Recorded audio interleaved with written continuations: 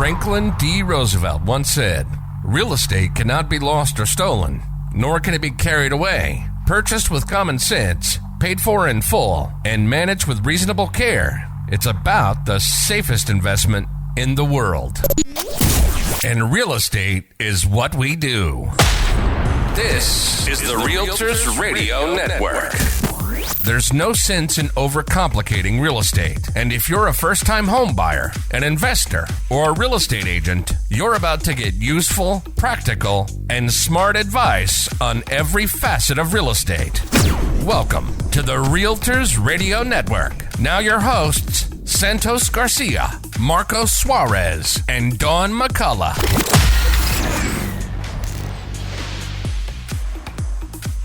Welcome to Realtors Radio Network. Today we have our usual guests, usual hosts, I should say, but not our usual guests. Today we have Leo, special guest.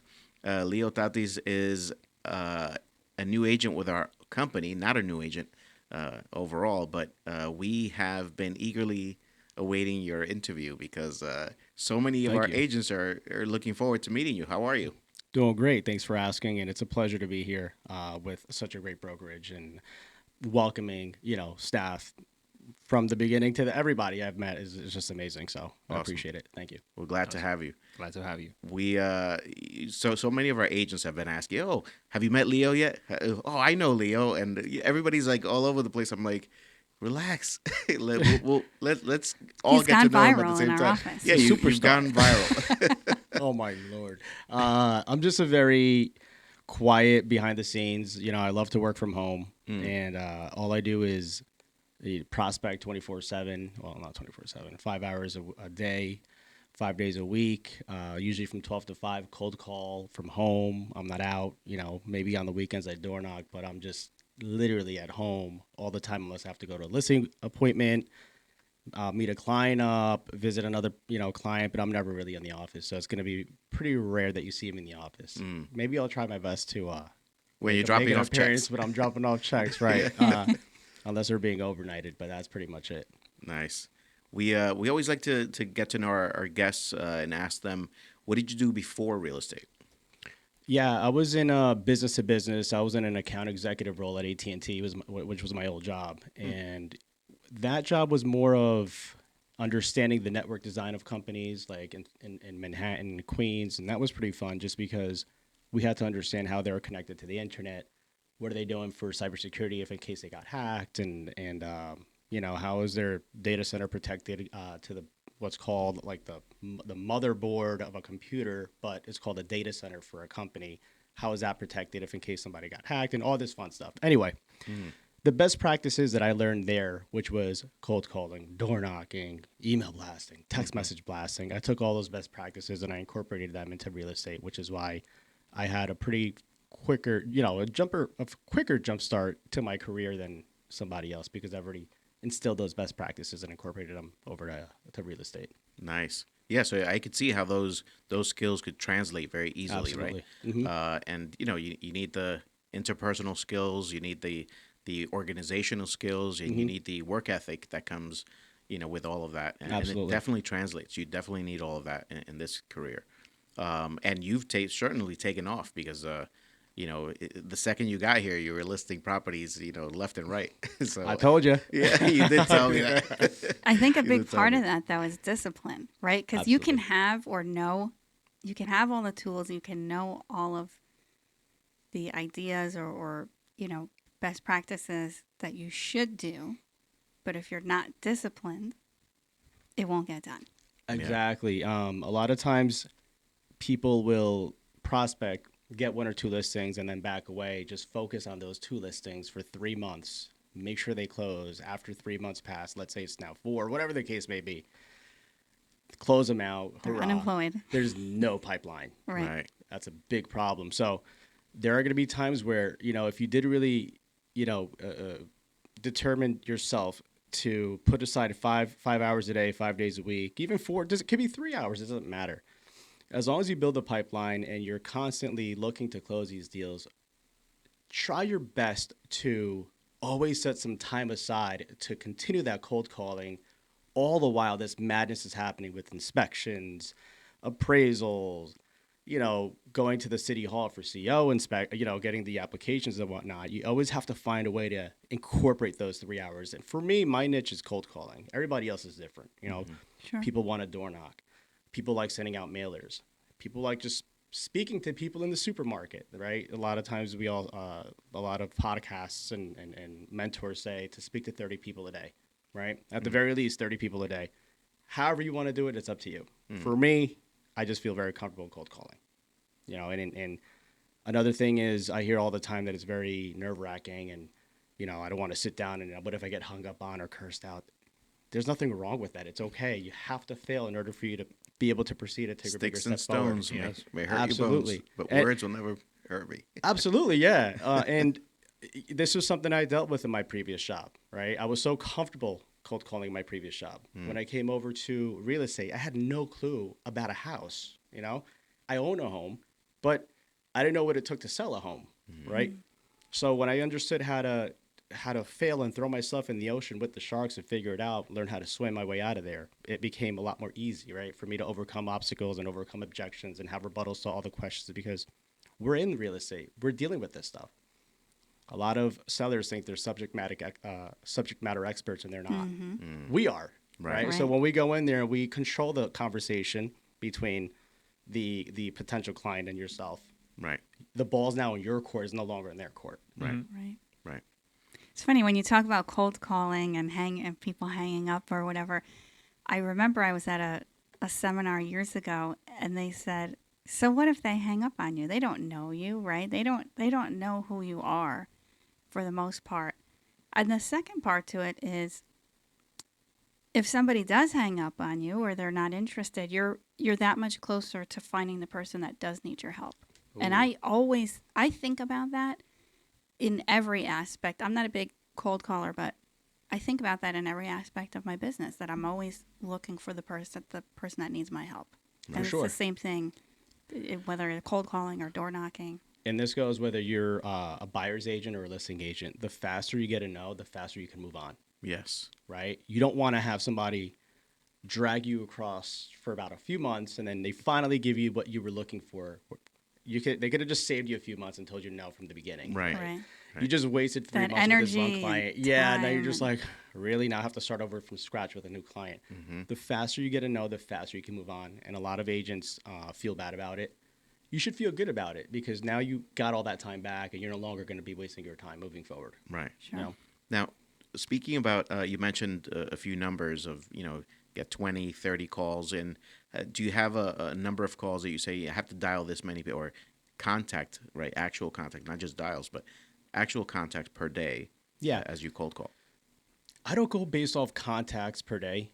I just want to hold myself to, because some days you're hot, some days you're not. Right. And I'm talking about the phones, not you, Marcos. But but today it's hot. It's like 95 degrees.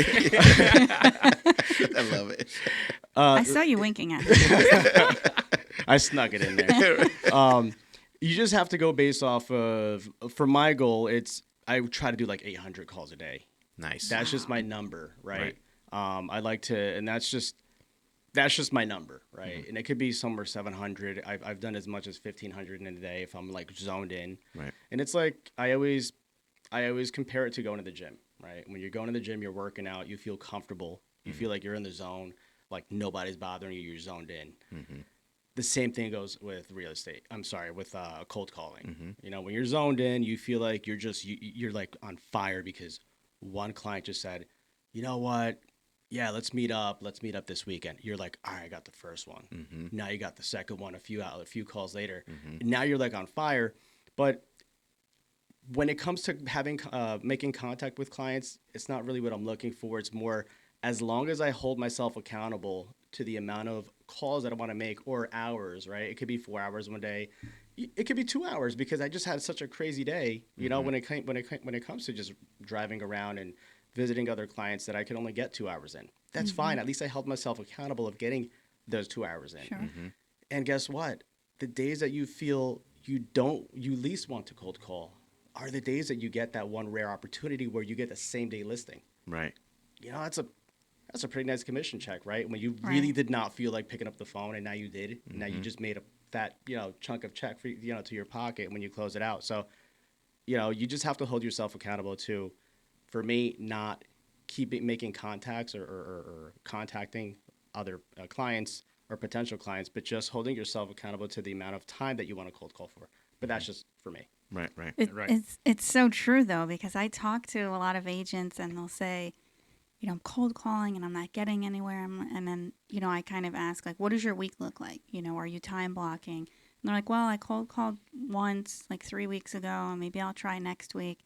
But you're consistently inconsistent, right? Mm-hmm. So the consistency, the discipline has to be there, whether it's cold calling or anything else, some type of prospecting. Otherwise, it's just not going to work. Right. That's a good point. A lot of agents that I've spoken to as well, they try something for a week. Yeah. And they're like, does it work? I got to switch it up now. It's like, hold on. Give yourself a solid month or two of doing this every single day, but putting in, a max amount of hours doing it, because real estate and building your pipeline is not going to happen overnight.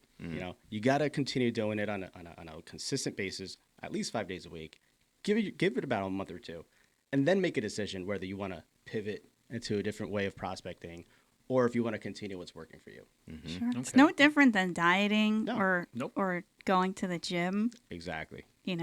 Discipline. But if you can get a 6-pack in 1 week at the gym, let me know the secret. Yeah, you got to get surgery. Well, Santos would know. You could buy a T-shirt with the 6-pack painted on it. Santos actually has an interesting story because he knows about discipline because he lost 155 pounds. 155 in like 11 months. Yes. Yeah. Wow. Yeah, it was an interesting journey. Yeah. Thank you. Without that surgery. Thank you. It was He just stopped eating. Just kidding.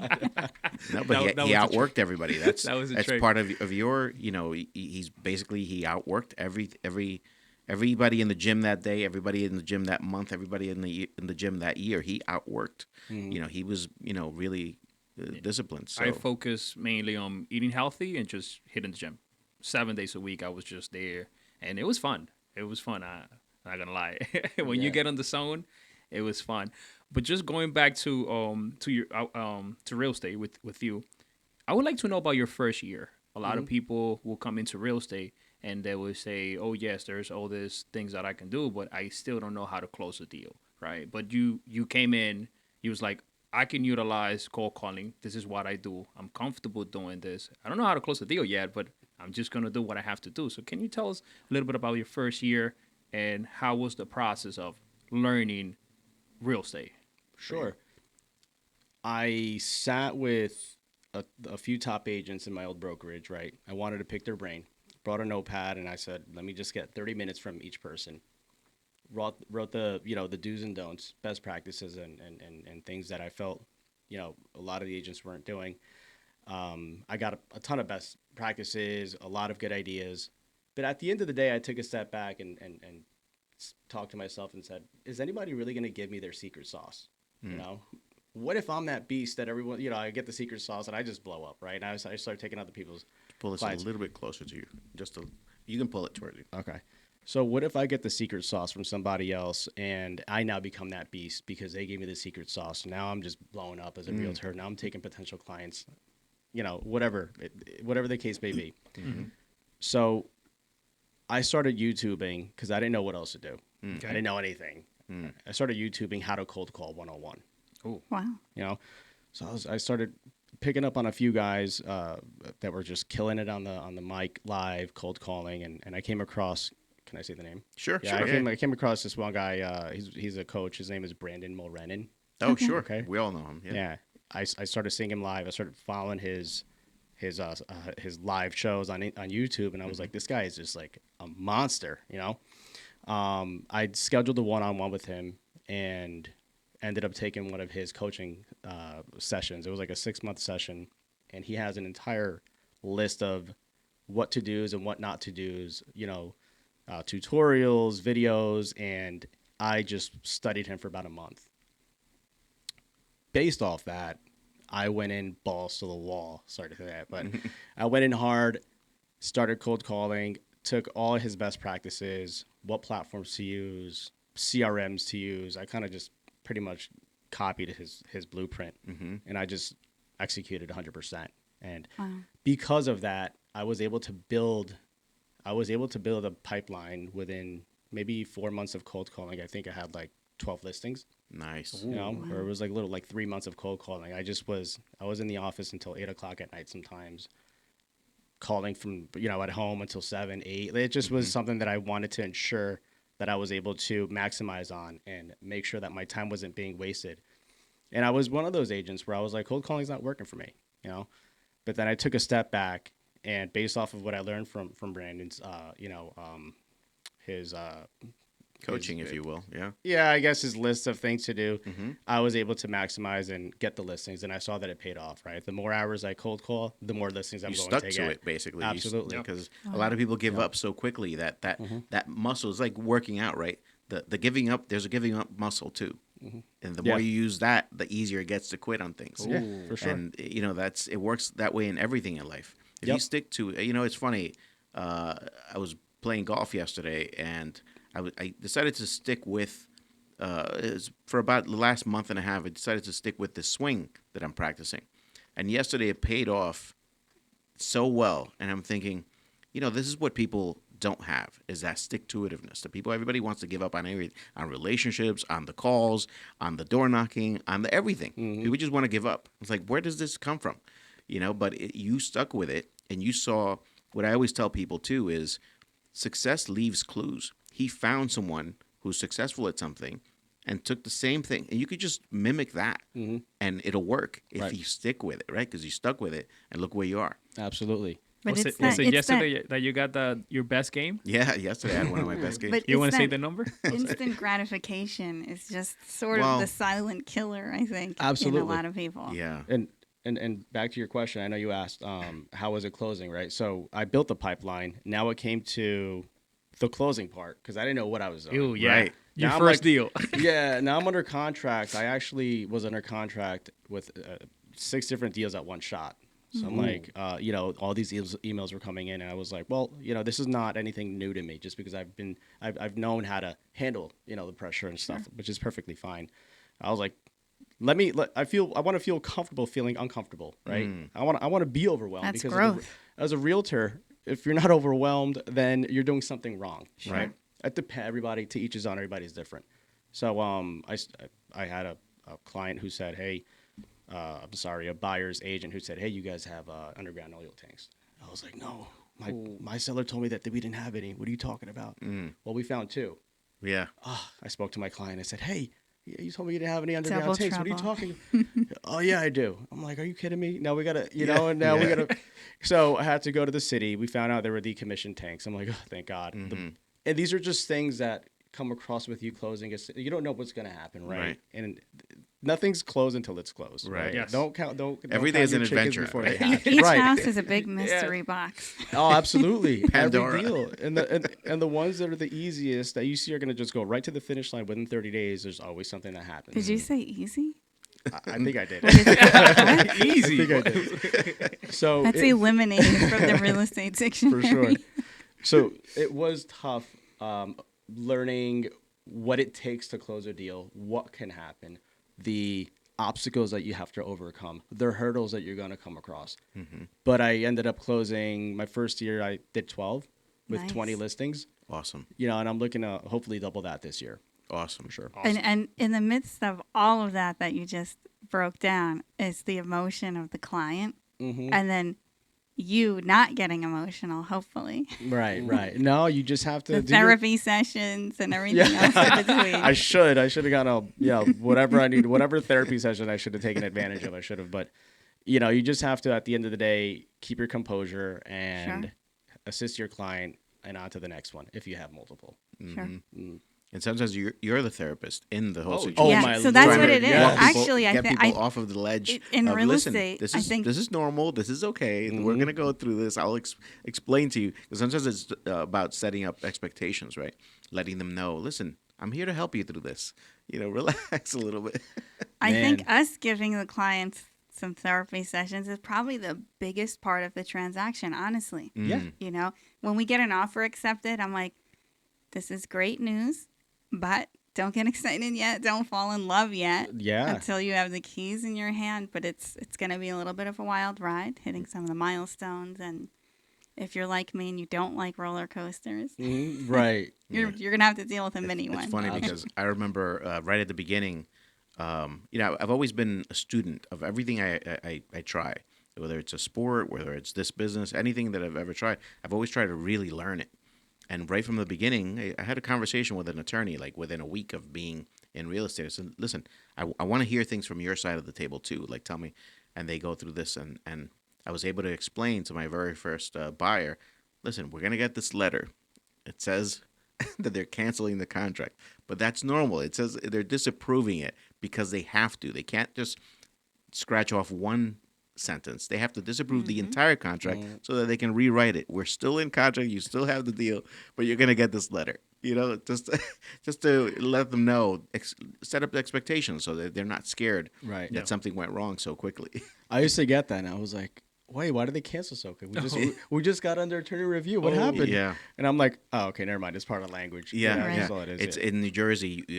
Well, actually, in the whole country, you have to disapprove the entire thing. You can't just. There are too many other, and there's a legal reason for that, but I won't get into that now. But yeah, it's funny. You have to let them know this is coming. Don't get nervous. This is normal. What was that? I always tell them this is coming. Oh, gotcha. This letter's coming. Clients, yeah. You know, it's normal. Yeah. But yeah, so one of the things we always like to ask our guests is, do you have any crazy stories in real estate? Anything that's happened to you in real estate that you're like, oh my God, I can't believe this happened? Or well, aside from the therapy sessions, because I've spent hours on the phone with a potential client. Wasn't even my client yet, but to get a listing, and it was at least 5 hours on the phone. It was 1 hour a day, 5 days straight, and I finally got the listing. So okay, thank God. I wasn't sure where that was going. I'm like, did he not get it? So the craziest I think was my first deal. It was a rental. Right, my first transaction as a realtor. I had just gotten my license. Didn't know really what I was doing yet. Didn't even look up the Brandon Mulrennan store to start cold calling and stuff. I had put a rental sign in front of somebody's house, and some guy calls me up. He's like, "Hey, broken English. Hey, I want you to rent my apartment in Garfield." I said, "Sure." So I stopped by his place. Didn't know what I was doing, just had a conversation with the guy. Kind of knew the rental market because I have an idea of what the rents are going for. Me as a brand new agent, he's the guy, amazing guy, great personality, wanted a specific amount for his apartment. Started talking to me about, $1,800. I said, no, we could get this for like $2,400. He's like, that's too much money. I don't want to charge that. And I said, no, you want to make sure you're renting this out for what you can get, and I'll get you an amazing client. In that process, he started talking to me about other properties that he has, and he owns this, and I said, look, let me rent this for you first, okay? We can talk about other properties that you have based off of what you think I am as who you think I am as an agent with renting this out and getting you the best tenant for your property. We'll save those conversations for later. A week later, I rented him the apartment out to a great client, a great tenant. His daughter, who was the owner of the house, called me up and said, "Thank you so much. I can't believe you got this with a tenant that's so qualified." A few months passed. That gentleman called me back and said, "Hey, thank you for renting out my apartment. I now want to sell my building."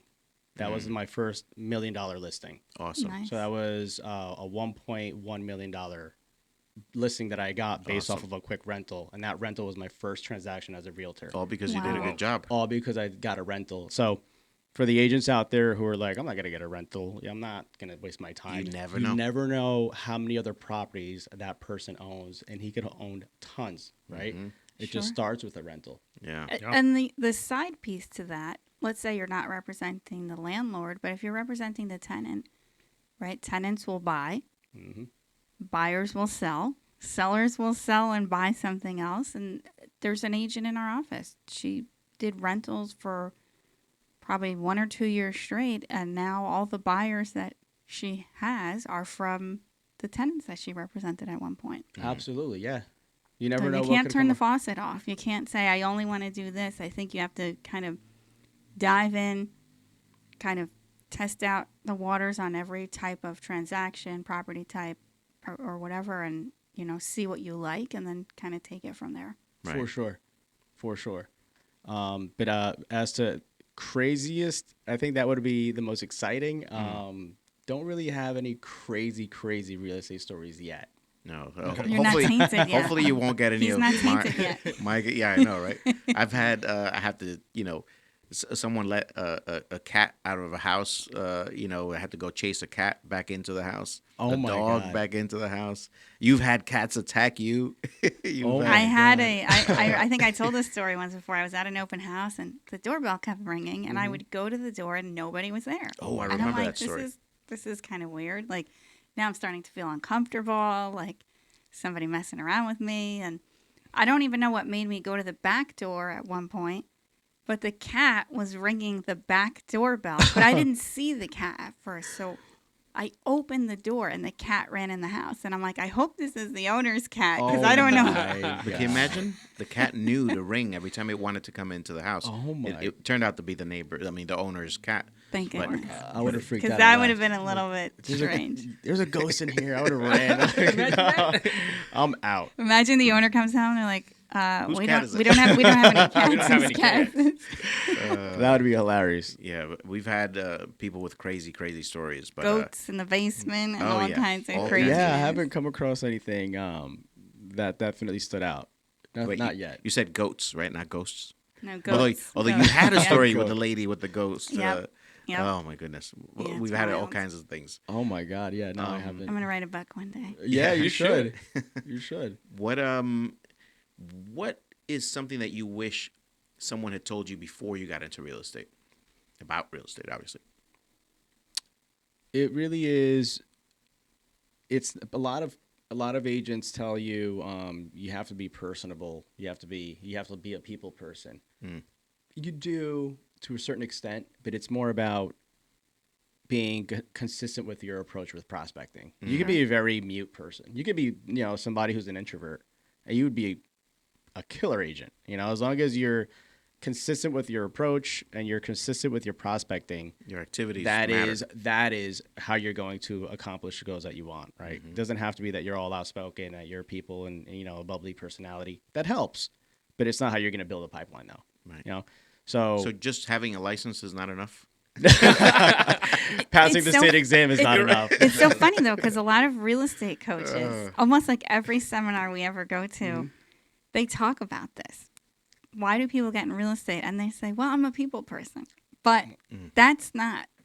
That's not going to get you That's not all enough. that far. Absolutely not. There's the discipline, there's the business mentality, there's you actually being able to coach and teach your clients to educate them to make the best financial decisions for their family Right. and so much more. So being a people person could probably cover every aspect of life, right? Like, oh, why do you want to work at the mall? I'm a people person. Yep. Why do you want to work at Disney World? I'm a people person. Whatever it is. But so, it's not enough. Yeah. It's not enough. Yeah, That might get you somewhere, but it won't keep you somewhere. exactly. You won't excel just by being a people person. You need to know the process. You need to work on the process. You need to keep up those activities because, we see all these agents who, oh, cool, I got this buyer, and everything they did to get that buyer, they stopped because they have that one buyer. Right. And now we're unemployed. The second we come to that closing table, we're unemployed again. Mm-hmm. So Exactly. But there are you have some to keep that agents- pipeline going, and that's through prospecting, which is what you're great at. You keep the faucet going. You Right. always,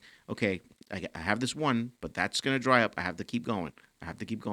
And we were when Dawn and I partnered up a long time ago to work on real estate and at a different company.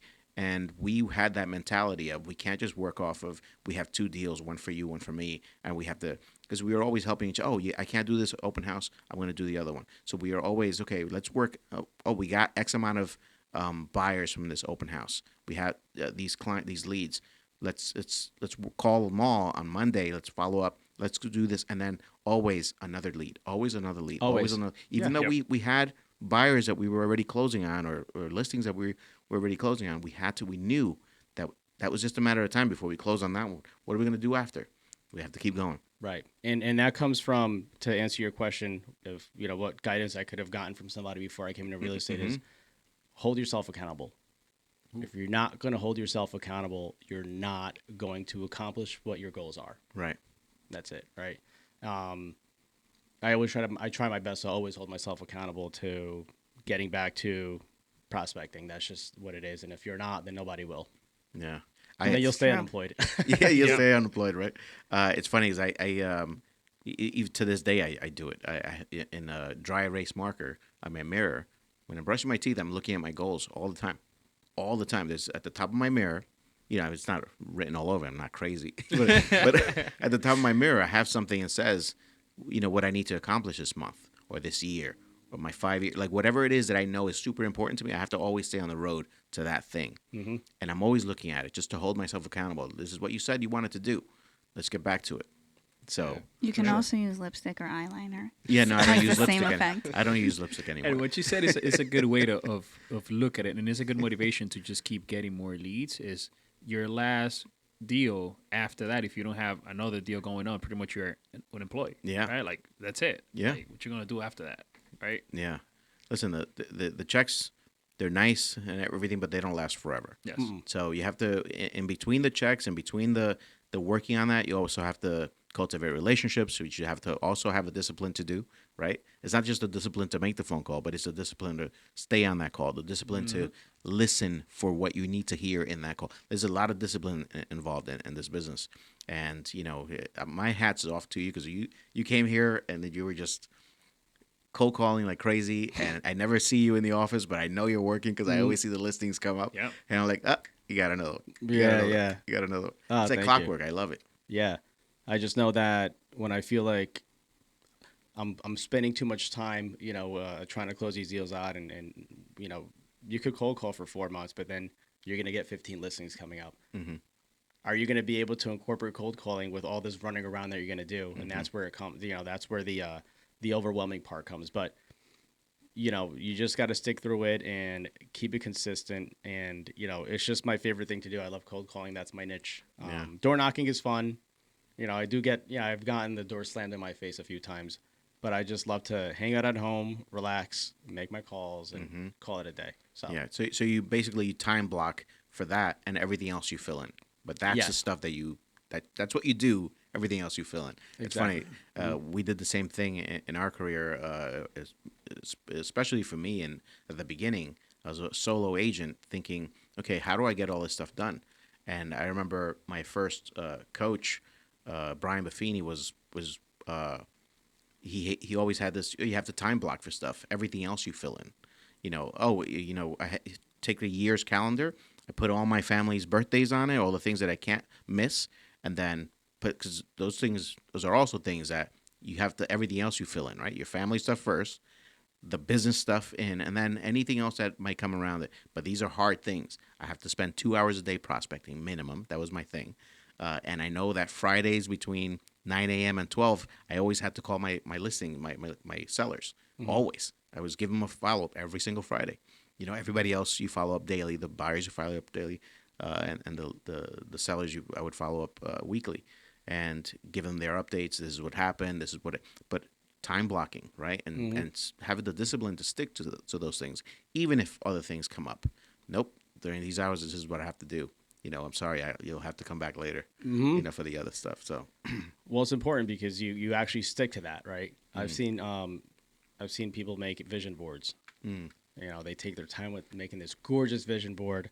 It looks beautiful. They stick it on the wall and they just sit there and stare at it. Like, it looks so pretty. Yeah, like it's going to come. What are you doing to achieve the goals for the whole purpose of the vision board? So it doesn't work if you just stare at it. If you just stare at it, no, I don't think so. Yeah, they just stare at it like, oh, it looks so pretty. That's not what they told me. What are you going to do about it? What are the action steps? And I see that all the time. It's like, oh, I created this vision board and I've been invited to vision board parties. I'm like, no. I'm like, why? Because I'm going to put my head down. I'm going to cold call until I achieve everything that I want. I already have it mentally. I'm good to go. I don't need a vision board for it. That's just me. You make it happen. Yeah, exactly. Yeah, I hear you. I love it. What would you say would be your, a tip or two that you could offer to a person starting out in real estate, a new agent? find your niche, right? It's not for what I do is not for everyone, right? I know people who love door knocking and they are beasts door knocking. I find your niche and don't give up so quickly. Stay consistent. Don't give up so quickly. Stay consistent and find your niche. 3 things. Sorry. Yeah, no, it's good. So you got that, everybody? 3, not 2. People give up so quickly. They get frustrated.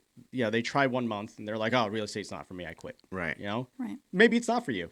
You probably did yourself a service, right, by finding something that's going to be a little bit more a salary-based job, which is fine. But if it is for you, don't quit so fast. Stay consistent and always learn how to hold yourself accountable. That's very great advice. Stop exercising that giving up muscle, right? Marcos? Right. Yeah, that is a muscle. If you weren't doing real estate, what would you be doing? If you weren't in sales, let's say, what else would you pick as a career? That's great. If money I is don't no like object. I don't like office jobs, so it would not be an office job. Although I did that for a large, part of my working career. I would love to build on my investment properties and have a larger portfolio of investment properties. Let's say 10, hire a property management company. Manage my properties, and I'm just hanging out, making that passive income. Sure. And then from that passive income, creating more, a larger portfolio to my my investment properties. Awesome. And just continue it growing. So that's what I would like to do. Right? Yeah. So you're really an entrepreneur at heart, is what it sounds like. Yes. Like there is no other way. No. The biggest reason why I left corporate America is because I just did not want somebody telling me that I had to wake up to get on a conference call. Yeah. To create a 30-60-90 action plan. It Yeah. just was not in me. I just didn't want to do it any longer. I said I want to be my own boss. But I know, the biggest part is that, I know that I have the drive for it and the determination to succeed. I always I had a conversation with someone that I was out to dinner with, and he was telling me that his idea of growth is having his own business. And that's why he has his own business. He said, I got tired of building somebody else's dream. I just wanted to become a realtor to have my own, my own thing. It's my own business. I work for a brokerage, that's true, but I'm really working for myself, just like you would here, which is, I remember our initial conversation that we had was, I could work anywhere, right? You told me I could work anywhere, but I'm going to make the most money here. And I want to leverage that. I want to use that while I can. Do as much business as I can and make money for myself. Absolutely. And this is the place. Like, you can actually Google that, people. No one pays better than us. No one pays better than us. But I agree. The thing is that if you're not thinking that way, you're just building someone else's empire. Here, you're building yours. Absolutely. And it's one of the things that sticks with me all the time is, why isn't everybody here? Right. Why aren't you building your own dream? Like, why aren't you maximizing every paycheck? And if you're working for somebody else, and I don't mean just in real estate, I mean even if you're a W-2 somewhere, you're working for getting that 9-to-5 money, you're really building that company, not your own pocket, not your own family's generational wealth, as they say, right? Yep. And it motivated me to work harder. When I saw what I can make here. Yeah. I was like, now I'm going to crush it even more. Right. Now I'm gonna go to the moon and back. And my brother too. He started crushing it. It motivated him to work even harder as well. So for sure, we're gonna have him on here soon. Definitely, as soon as he makes has a little time for us. But it's inspiring to watch you and your brother rise as quickly as you are, be as inspirational as you are. It's in the way that the work ethic shows through. And I love to see that because, that kind of thing is infectious, and you promote, and inspire other people to work in the same way. And not just in cold calling, but I mean in everything, right? If you apply yourself, you'll get somewhere. And I'm really hoping that our newer agents can watch this and take to heart that, listen, he hasn't been in the business 20 years to get as far. He hasn't been in business 5 years to get to this point. You're crushing it. And you're just starting off. Imagine 15 years from now, you might be doing 300. 300 but he could be literally be doing properties. 300 transactions a year, making $1 million, $2-3 million a year. Yeah. This is my second calendar year. So yeah. So and you're crushing it. I love it. Yeah. So we usually like to ask, but I already see the answer. It's a rapid fire question. Before we go there, okay. Any hobbies? Oh yes, I'd like to know that. Too. Real estate. Yeah, Outside of real estate. Prospecting. Jesus, I love working out. You know, I go to the gym. I always make some time for the gym. I feel like that's the foundation of who I am as a person. You weren't born like this? He woke up like this. I think I came out like this. He woke up. It's just a foundation of who I am as a person. I like to keep myself consistent with the gym as well as, you know, prospecting comes after in life and all that fun stuff. So working out, and I love hiking. I think hiking is fun. I love being out in nature, going to visit wineries. I think that's fun too. Awesome. And let's see, what else do I have out there? Playing video games. I love it. You know, whenever, you know, I used to play a lot more, but I stopped focusing so much time on that at night. Can you cold call and do video You're games a little at the bit same of a- time? I don't know. I can't. Don't do it. Don't do it. You know what's interesting? There's this. I'm gonna look for the video and send it to you. This guy, he does wholesaling, and he plays video games as he makes his calls. Like he's cold calling and playing video games, and he spends But don't he do puts it. like 8 to 10 hours per day prospecting, Gaming Wow. and gaming and prospecting at the same Wow. time. So what he does is he's like, you get a lot of calls that are not like the wrong number, stuff like that. So he's not paying. He's just looking for the right call. Right. So he's just playing the game. When he gets the right call, he just throws a foot. Pauses. Yeah. Pause and okay. let's jump into it, right? So yeah, that's how he's able to stay there for like 8-10 hours every day. Wow, well, that's like ADD level. Like you have to have that much stuff going on. I thought he was going to continue the call while he's playing video games. No. No, He's yeah, just- that's what the I was- moment he gets a good call, he's like, no, that's it. The last thing you want to do is blurt something out because you're Right. upset. You know? Right. But That you just- scare the client. Yeah, right? Like you scream because you. That happens. Definitely happens. But I see if I can find the guy, and I'll send you the video. They did a whole interview. This guy, he makes a lot of money. Yeah. But now he streams as well. So like playing video games and call calling is his thing. Like now that's the fun for him. So and Wow. he's getting paid for it, right? Very cool. It makes sense, though. Makes sense. Hiking, working out, wineries. Actually, didn't you have a training at a winery, Dawn, like not too long ago? I think it was about 2 years ago. It was a okay. CE class that they did at a winery. Wow. I don't know if that's so allowed. next time we'll. I'm there. He's like, come in. I am there. Yeah, for sure. Cool. So at our rapid fire segment, we always ask, Starbucks or Dunkin' Donuts, but I see the answer is Starbucks in front of us. Yeah, Starbucks. I just feel the coffee here is stronger. Not to knock on Dunkin' Donuts. I just like the taste that Starbucks has. It's stronger. It makes me feel just energized when I sip it. I've had Dunkin' Donuts black iced coffee. I don't drink. It's just all unsweetened, light on ice, black coffee. No sweeteners. I spit it out. No milk. I don't like it. I just like as much, as low calories as possible in a coffee. Nice. And I feel like Dunkin' Donuts is just not my cup of tea. It doesn't do it doesn't make me feel how I want. Right. Starbucks does. Cool. Got it. Favorite lunch food? Lunch food. Well, every day, the only breakfast lunch I have is 5 egg whites with a half a cup of oatmeal. But if I could choose something else, I would probably say pancakes with probably pancakes. Yeah? Yeah, I Okay. love blueberry pancakes for sure. Nice. Absolutely, yeah. That's like I don't know why it comes to mind, but Prince, the singer, may he rest in peace. That was his thing, making pancakes for people. Usually Really? blueberry, yeah. If you got invited to his house, I've actually been to his house a couple of times. And if you got invited to his house, he'd make you pancakes. Really? Yep. There's this one spot in Manhattan, it's in downtown Manhattan. It's called Clinton Baking Street Company or something. They make the best pancakes. I'd recommend Awesome. giving it a shot too. All right. I'll definitely try it. But Paisley Park's, if you can actually go to his house now, it's like a museum. But in Chanhassen, Minnesota, it's pretty amazing. And they make the pancakes there? Nope. I was about to ask. They don't make you go. pancakes. He used to make them himself for you. Gotcha. But that was an interesting place to visit. Food, lunch in a car or restaurant? Well, he works from home. Yeah, Well, that was an sometimes easy you're one. out. Sometimes Yep. you're out. Definitely lunch in a restaurant Yeah. or a nice dinner, food in a restaurant for sure. Yeah.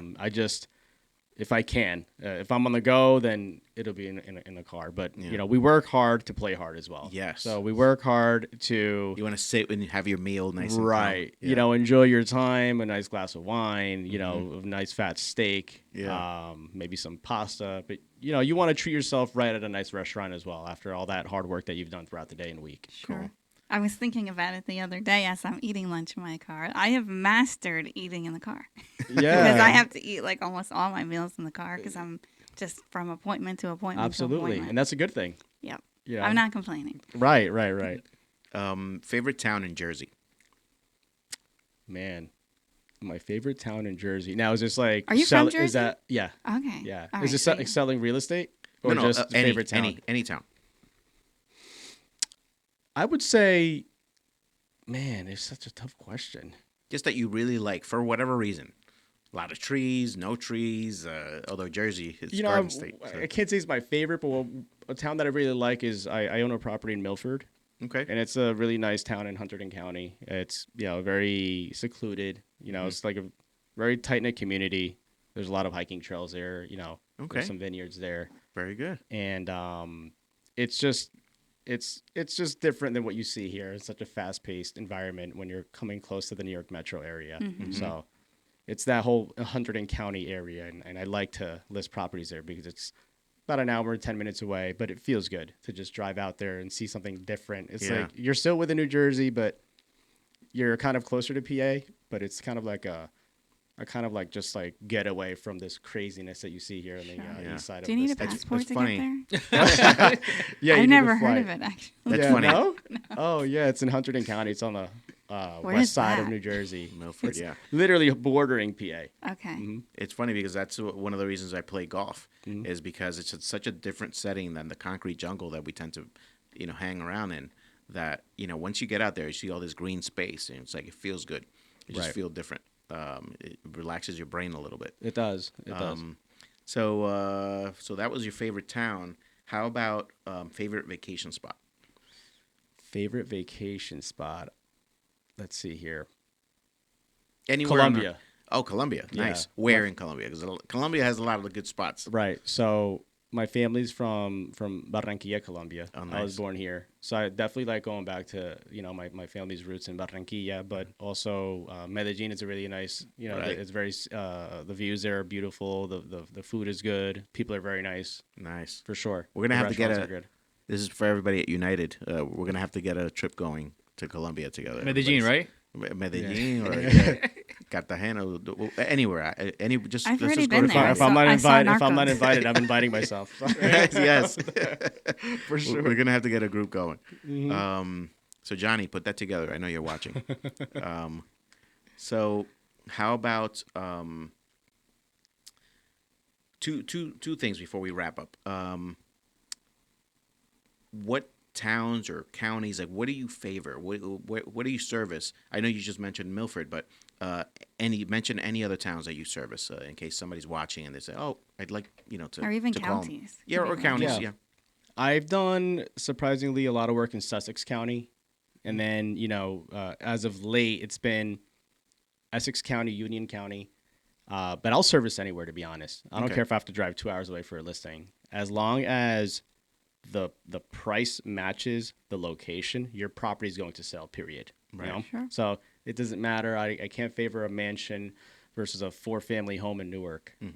I don't care. I'm gonna get the listing. I'm gonna get paid. You're gonna put in the work. I'm gonna make sure that the price matches, because sometimes we have these sellers who Are think their house is unrealistic. worth $1 billion. It's not. It's not gonna happen. Yeah. We just got to make sure we talk them down, and I'm down to service any area, any town, any county, and I will make sure I try my best to get that property sold for sure. Awesome. Cool. Fantastic. And where can, if you want to tell everybody your phone number and your social media, you can find you Where on they can get a Facebook, hold of you. Instagram. Sure. So yeah, you could call me at 201-906-4570, and you can find me on Instagram at Real Estate by Leo.